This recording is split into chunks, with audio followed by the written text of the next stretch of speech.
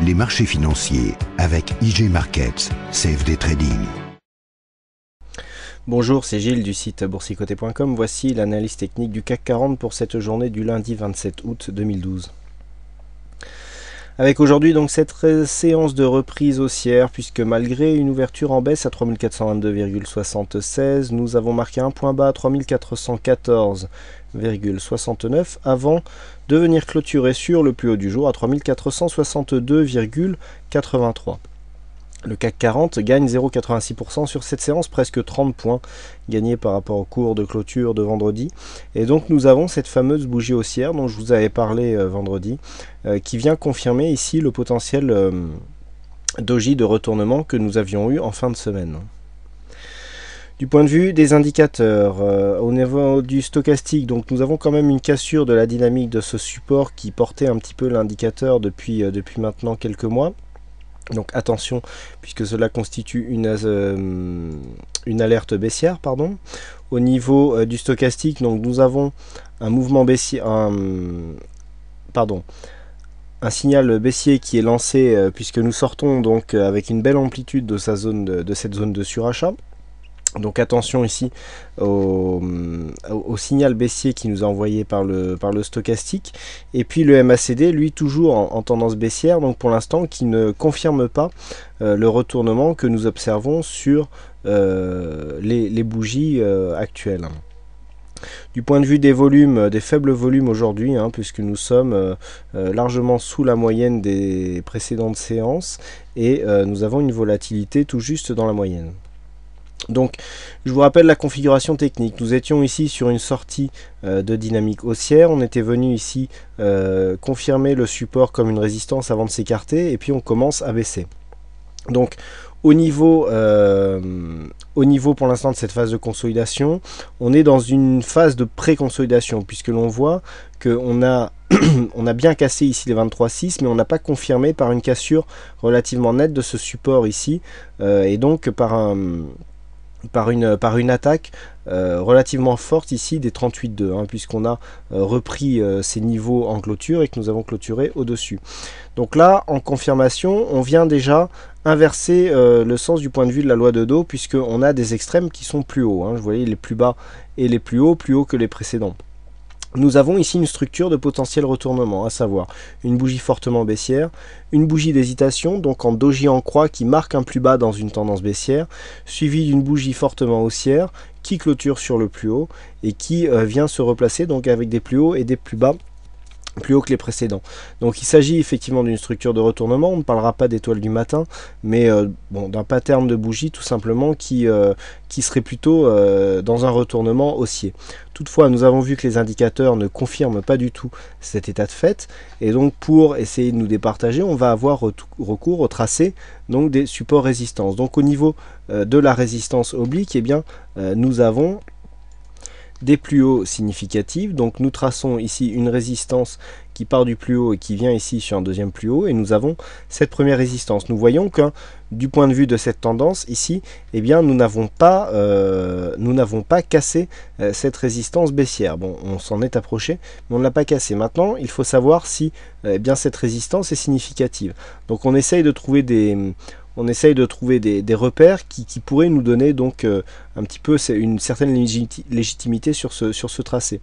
Donc un des moyens est tout simplement de voir s'il n'existe pas un trend qui justifie à lui seul le tracé. Et donc nous remarquons qu'en traçant une parallèle de cette zone, on a une phase de support descendante ici qui vient relier 3 points significatifs. Nous avons cette bougie qui correspond à une phase de cassure donc de la dynamique puisque nous sortons ici du range et ici cette bougie d'hésitation marque le début d'un mouvement où on s'écarte de l'ancien support qui est devenu résistance sur cette phase, et donc là on se retrouve dans un trend baissier de consolidation.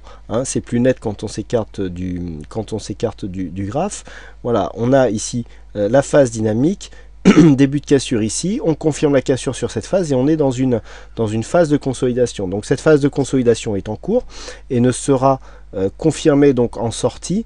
On aura une sortie de phase de consolidation seulement lorsque cette résistance baissière ici sera cassée. Vous voyez que nous sommes quasiment ici dans une structure en drapeau, hein, pour schématiser, hein. Donc on a cette phase dynamique sortie ici et puis donc un trend baissier qui va dans le sens de la consolidation. Donc on est ici à la croisée des chemins. Vous voyez que demain, pour synthétiser un petit peu les tendances, demain nous avons une zone ici qui se situe entre eh bien, cette résistance baissière qui correspond à la zone des 23,6, donc en plus on recoupe ici les tracés de retracement de Fibonacci, et donc cette zone des 3410,15 dont je vous parle depuis maintenant quelques temps, hein, puisque c'était une forte zone de support sur cette précédente phase ici d'oscillation horizontale. Donc tant que nous sommes dans cette zone 3410, 3455, nous sommes dans une phase neutre, puisque on sera pris entre la possibilité de garder ce support et donc de venir casser la phase de consolidation, mais on sera encore sous la résistance baissière, et donc sous la résistance baissière, tant qu'on ne repasse pas au-dessus des 23,6, que l'on reste sous cette résistance, on reste sous le coup ici de cette phase de consolidation. Une cassure à la hausse de ces 3455, que ce soit à l'ouverture ou surtout en clôture, eh bien confirmerait ici une sortie de cette phase de consolidation par cassure de la résistance baissière qui guide la tendance baissière, hein. Donc on guide les phases baissières par une résistance et les phases haussières par un support. Ici nous sommes en phase baissière, donc c'est la résistance qui fait office de frontière, je dirais. Donc ici une cassure au-dessus des 3455 nous donnerait une confirmation ici de ce pattern de retournement par une sortie de la phase de consolidation. Par contre, une cassure de cette zone des 3410, eh bien, nous donnerait un signal de continuité de consolidation, puisque on reviendrait ici tester d'une part le tracé, le retracement de Fibonacci ici à 50%, et d'autre part le bas du trend qui deviendrait l'objectif, et donc les 3375 objectifs. Donc je vous parle aussi depuis maintenant un petit moment, puisqu'il correspond, première chose, au 50% retracement de Fibonacci de cette tendance directe. Deuxième chose donc pour demain, mais ça c'est nouveau, le bas du trend. Et troisième chose ici, cette zone de résistance qui est assez intéressante, qui pourrait marquer un overlap et qui à elle seule n'invaliderait pas le fond de tendance, hein, qui reste haussier. Nous sommes toujours ici dans une tendance haussière avec une phase de consolidation. Donc cette zone ici 50-61,8 sera très importante si elle est testée pour la continuité de tendance. Par contre, si on repartait tout de suite à la hausse, eh bien on resterait ici dans un mouvement très dynamique, puisque le retracement se serait fait, enfin la consolidation se serait fait au niveau des retracements des 38,2%. Donc les points clés à retenir pour demain, 3455, 3410, entre les deux on est neutre, au-dessus on est haussier, en dessous on est baissier dans une phase de continuité de consolidation.